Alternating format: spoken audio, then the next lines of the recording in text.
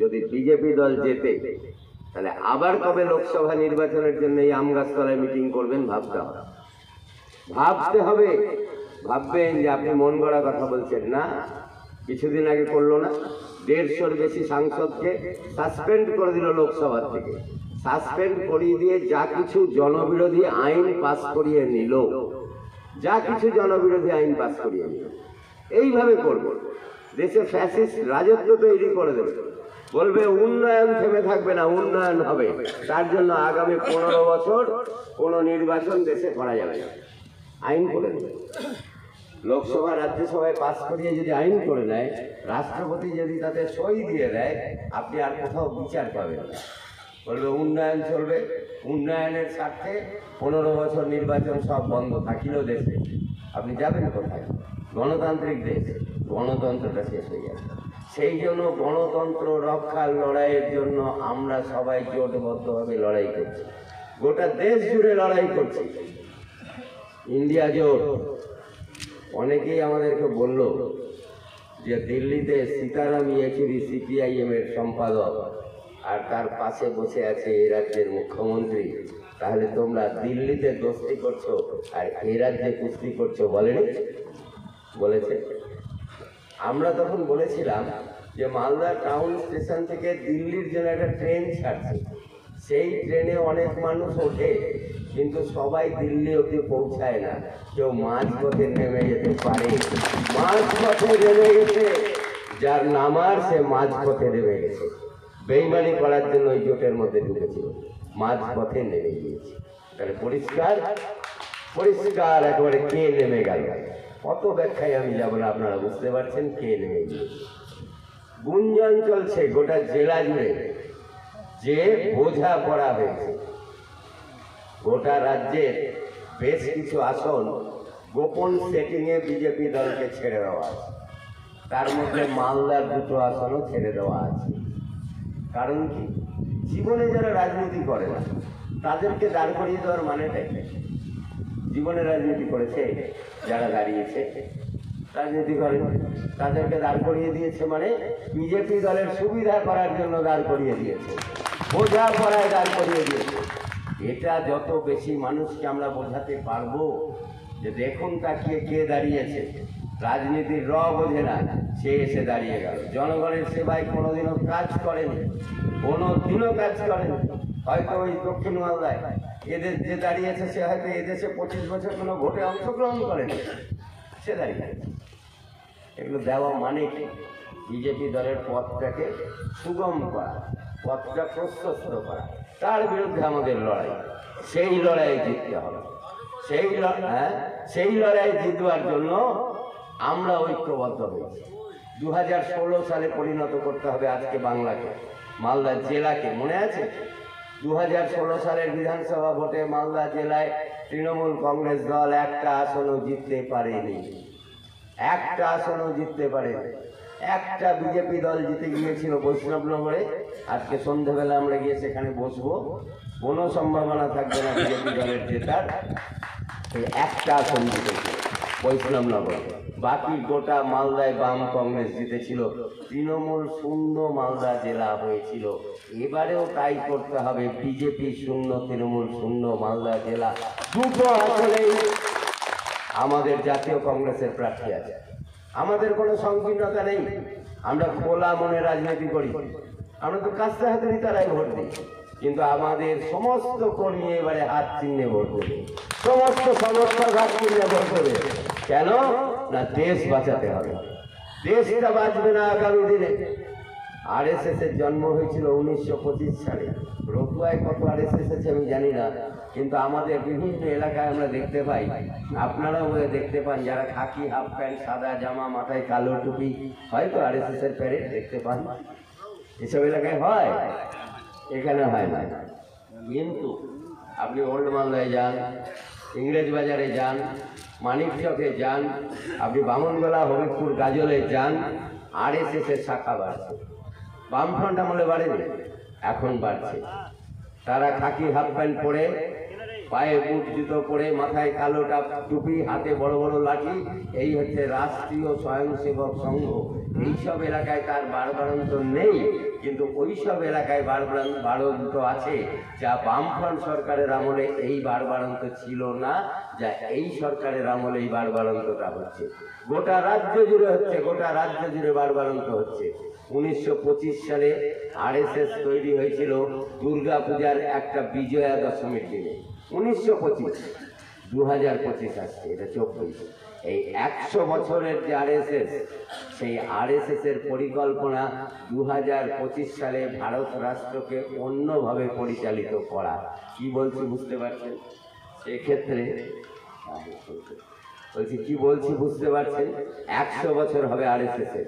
ওরা ভারত রাষ্ট্রটাকে পাল্টে দিতে চায়, সংবিধান পাল্টে দিতে চায়। আপনি কি করবেন যদি ওরা ক্ষমতায় থাকে? মোস্তাক সাহেব আমরা জিতিয়ে পাঠাবো জাতীয় কংগ্রেসের এমপি, জাতীয় কংগ্রেসের। মোস্তাক সাহেব পাল্টাবে না। অনেক আমরা দেখেছি, আমাদের দলেরও অনেকে দল ছেড়ে পালিয়েছে, কংগ্রেস দলেরও অনেকে কংগ্রেসের সাথে বেইমানি করেছে, কিন্তু মোস্তাক সাহেবকে তো আমরা দীর্ঘকাল ধরেছিলাম। তিনি কংগ্রেস দলের বিশ্বস্ত সৈনিক, তিনি কংগ্রেস দলের বিশ্বস্ত সৈনিক, আমরা ভরসা করতে পারবো। তাহলে যে পরিকল্পনা আরএসএস করতে চায় ভারতবর্ষকে নিয়ে, ওদের জন্মের 100 বছর, জন্ম শতবর্ষ উপলক্ষে সেই পরিকল্পনায় জল ঢেলে দিতে হবে আমাদের। যে ভারতবর্ষের মানুষ ধর্মীয় বিভাজন চায় না, ভারতবর্ষের মানুষ একভাবে বেঁচে থাকতে চায়, একত্রে বেঁচে থাকতে চায়। এই ভারতবর্ষটা কাজী নজরুল ইসলামের ভারতবর্ষ, এই ভারতবর্ষটা রবীন্দ্রনাথ ঠাকুরের ভারতবর্ষ, এই ভারতবর্ষটা আলাউদ্দিনের ভারতবর্ষ, এই ভারতবর্ষটা শরৎচন্দ্রের ভারতবর্ষ, সুকান্তের ভারতবর্ষ। এই ভারতবর্ষে কাজী নজরুল ইসলাম যত শ্যামা সঙ্গীত লিখেছিলেন, শ্যামা সঙ্গীত মানে হচ্ছে মা কালীর পূজার সময় যে গান বাজানো হয়, লিখছে কে? কাজী নজরুল ইসলাম, মুসলিম কবি লিখছে। আপনি বিদ্রোহী কবিতা পড়বেন, হিন্দু ধর্মের উপরে দখল কাজী নজরুল ইসলামের যে ছিল, আর শ্যামা সঙ্গীত প্যান্ডেলে প্যান্ডেলে যে বাজে কালী পুজোর সময়, তার 90% লেখা হচ্ছে বিদ্রোহী কবি কাজী নজরুল ইসলামের। যাই মূর্খরাও জানে না, যাই মূর্খরাও জানে না যে কাজী নজরুল ইসলাম কত শ্যামা সঙ্গীত লিখেছেন, মানে মা কালীর উপর সঙ্গীত। তাহলে ধর্ম ধর্মের জায়গায় থাকবে। আমি অম্বর মিত্র, প্রণব চৌধুরী ও সুশান্ত সিংহ, উনি মোস্তাক আলম। বিজেপি হচ্ছে, মনে রাখবেন, ব্রাহ্মণ্যবাদের দল। ব্রাহ্মণ একেবারে উপর তলার ব্রাহ্মণদের দল, নিচের তলার হিন্দুর দল না। আমি একটু নিচের তলার, মানে যদি হিসেব করেন, এগুলো আমরা করি না, এসব মানিও না আমরা, কিন্তু আমি হচ্ছি কায়স্থ। সুশান্ত তো ব্রাহ্মণ নাকি? হ্যাঁ, রাজপুত, এখানে ব্রাহ্মণ বলে কেউ নেই। তো যাই হোক, বিজেপি দল হচ্ছে ব্রাহ্মণ্যবাদ, ঐক্যধারী যে ব্রাহ্মণ তাদের দল। ওরা প্রথমে বলবে রাষ্ট্রটাকে পাল্টাতে হবে, পরে বলবে তুমি হিন্দু মানে তুমি ব্রাহ্মণ হলে আমার বন্ধু, আর তুমি যদি ক্ষত্রিয় হও, তুমি যদি শূদ্র হও, তুমি যদি চামার হও, ঢাকি হও, ঢুলি হও, মুচি হও, তাহলে তুমি একদম নিচের তলায়, তোমার সাথে সম্পর্ক নেই। প্রমাণ হচ্ছে দেশের পার্লামেন্ট হাউস উদ্বোধন হলো কিছুদিন আগে, নতুন পার্লামেন্ট ভবন দেখেছিলেন তো টিভিতে, নতুন সংসদ ভবন। সেই সংসদ ভবনে আপনি দেশের 1 নম্বর ব্যক্তি রাষ্ট্রপতি দ্রৌপদী মুর্মুকে কি দেখতে পেয়েছিলেন? দেখতে পাননি, দেশের 1 নম্বর নাগরিক। আর ওই রাষ্ট্রপতি ভবনটার যখন শিলান্যাস হয়েছিল, তখন রাষ্ট্রপতি ছিল রামনাথ কোবিন্দ, তাকেও দেখতে পাননি।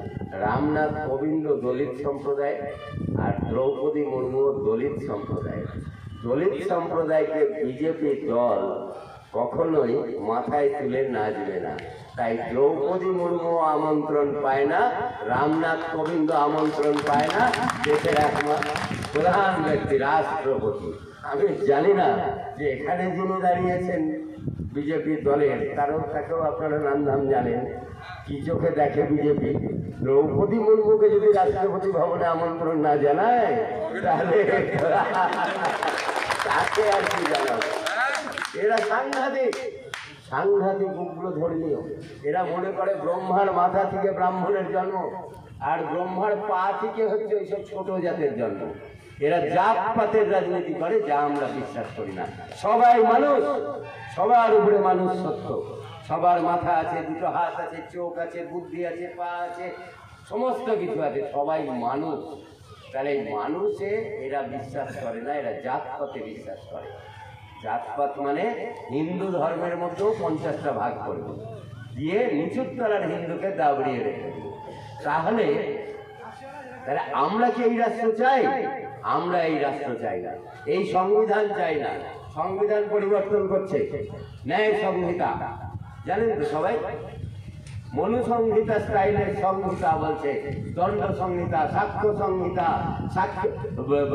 সংহিতা কি ন্যায় সংহিতা, এইসব করে এই কদিন আগে আমাদের পরিবহন শ্রমিকরা ধর্মঘট করলো না? বললে এমন আইন আনছে যে একটা ড্রাইভার যদি অ্যাক্সিডেন্ট করে তার 10 লক্ষ টাকা জরিমানা হবে, আর যদি সেই লোকটা মরে যায় তোর 10 বছর জেল হবে। নতুন আইন জারি করছে। তাহলে এই যে সব সংহিতা নাম দিয়ে নতুন নতুন আইন, একে আপনি আটকাতে পারবেন না যদি লোকসভায় আমার শক্তি না থাকে। লোকসভায় শক্তি অর্জন আমাদের করতে হবে। সেই শক্তি অর্জন করবার জন্য আমাদের মালদা জেলায় যে দুটো আসন, আমি বাঁকুড়ায় কি হবে বলতে পারবো না, আমি তো সুন্দরবনে কি হবে আমি তো বলতে পারবো না। গতকাল আমার রাত্রে অনেকক্ষণ কথা হচ্ছিল, বসিরহাটে আমাদের প্রার্থী হয়েছে নিরাপদ সর্দার। নিরাপদ সর্দার প্রার্থী হয়েছেন। রাত্রি প্রায় 12টার সময় তাকে ফোনে ধরে একটু গল্প টল্প করলাম, তো অনেক কথা বললো। জিতবে না, কে জিতবে না? নিরাপদ জিতবে। লিখে রাখুন, নিরাপদ সর্দার জিতবে, লিখে রাখুন। চতুর্দিকে বিরুদ্ধে সোচ্চার হচ্ছে, সোচ্চার। আরও জেনে রাখুন যে এই যে তৃণমূল কংগ্রেসের যে জোড়া ফুল, এর জন্মদাতা হচ্ছে কিন্তু বিজেপির পদ্ম ফুল।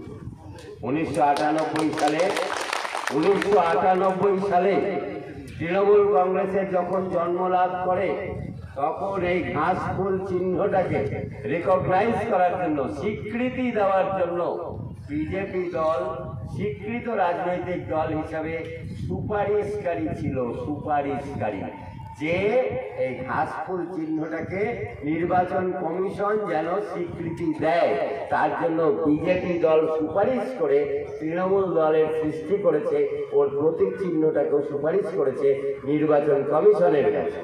তাহলে জন্মদাতারা কে?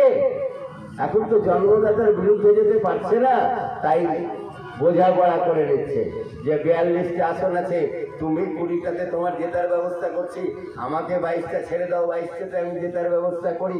এই দলের বোঝাপড়া, মানুষকে বোকা বানানো। মানুষ একবার বোকা বানাতে পারে, দুবার বোকা বানাতে পারে, সব মানুষকে সব দিনের জন্য বোকা বানিয়ে রাখা যায় না। সব মানুষকে সব দিনের জন্য বোকা বানিয়ে রাখা যায় না, ওরা কিছুদিন বোকা বানাতে পারে।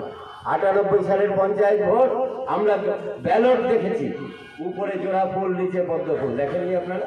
বিজেপি এবং তৃণমূল একসাথে লড়াই করেছে। বিজেপি তৃণমূল একসাথে লড়াই করেছে। তপন শিকদার, মমতা ব্যানার্জি একসাথে গাড়ি করে এখান থেকে গিয়েছে, পঞ্চায়েত ভোট করেছে। 98 পঞ্চায়েত ভোট স্মরণ করবেন। তারপরে 99 লোকসভা, তারপরে 2001 বিধানসভা।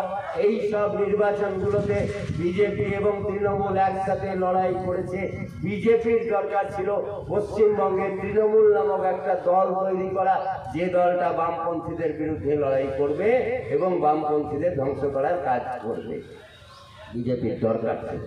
তাই দেশি বিদেশি টাকার সাহায্য নিয়ে এইভাবে ওরা তৃণমূল দলটার সৃষ্টি করেছে। সে তৃণমূল দল এখন বিজেপির কথাই উঠবে বসবে, এতে কোনো তো সন্দেহ নেই।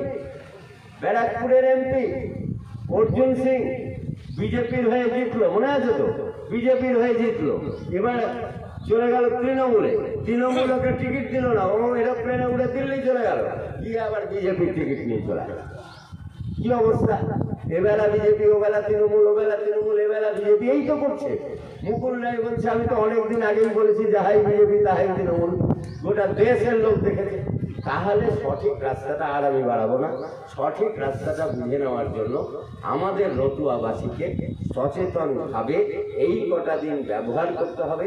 প্রতিবেশীর সাথে কথা বলুন, নিজের বাড়িতেও কথা বলুন, নিজের স্ত্রী কি ভাবছে, নিজের সন্তান কি ভাবছে সেটাও খোঁজ খবর নিন, তাদের সাথেও কথা বলুন। মনে রাখবেন, আগে পরিবারটাকে ঠিক করতে হবে, তারপরে পাশের বাড়ি, তারপরে পেছনের বাড়ি, তারপরে সামনের বাড়ি। সবাইকে যদি আপনি ঠিক করতে পারেন তাহলে এখানে বিপুল ভোটে ওই দুটো দলের পরাজয় ঘটবে এবং আমাদের জাতীয় কংগ্রেসের প্রার্থী, বামফ্রন্ট সমর্থিত জাতীয় কংগ্রেসের প্রার্থী মোস্তাক আলম সাহেবের জয় সুনিশ্চিত। আমাদের করতেই হবে, আমাদের করতেই হবে। ভবিষ্যৎ প্রজন্মের দিকে তাকিয়ে, আরে আপনি আমি কদিন, আমার বয়স 64+, এখানে অনেকেই আছেন প্রায় 65, আমার বয়স, অনেকেই আছেন এরকম বয়সে। আমরা 10 বছর বাঁচবো, 15 বছর বাঁচবো, এর বেশি তো না।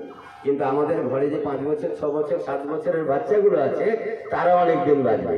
তাদের ভবিষ্যৎটা যেন শেষ না করতে পারে এই দুটো দল, তাদের ভবিষ্যৎ রক্ষা করার জন্য আমাদের লড়াই। আমরা যারা বয়স্ক এখন আছি, রাজনীতিটা বুঝি, আমাদের লড়াই। ওই বাচ্চাগুলো রাজনীতি বোঝে না, আমাদের মুখের দিকে তাকিয়ে থাকে ফ্যাল করে। তাদের ভবিষ্যৎ রক্ষা করার জন্য সেই লড়াইয়ে আমরা জিততে চাই। আপনারা সবাই মিলে সৈনিক হিসেবে কাজ করবেন, আমিও সৈনিক, প্রণব সৈনিক, সবাই সৈনিক, আপনারা সবাই মিলে কাজ করবেন, এই আশা ভরসা রেখে আমার কথা শেষ করছি। ভারতীয় জাতীয় কংগ্রেস জিন্দাবাদ, বামফ্রন্ট জিন্দাবাদ। সবাইকে ধন্যবাদ, সালাম, নমস্কার।